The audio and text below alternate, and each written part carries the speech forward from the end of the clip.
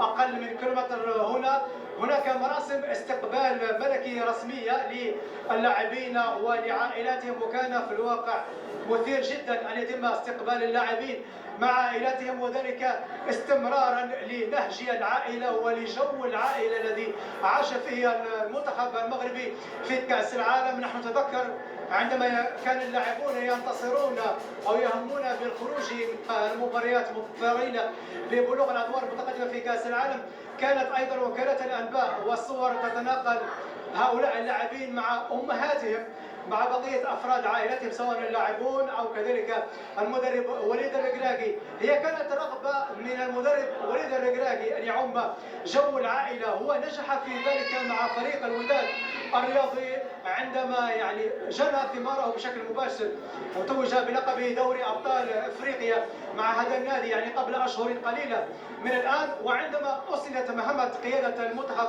المغربي للمدرب وليد الركراكي، أيضا هو كان على يقين كامل بأن الوصفة السحرية هي أولا جو العائلة في المنتخب. هو قال إنه لن يضيف أي شيء فني أو تكتيكي كثير بالنسبة لهؤلاء اللاعبين، لأنه هؤلاء اللاعبين يلعبون في كبريات الأندية الأوروبية، بالتالي هم غير محتاجين للكثير من الأمور الفنية والتكتيكية، ولكن هم محتاجون للشعور بالدفء العائلي داخل المنتخب.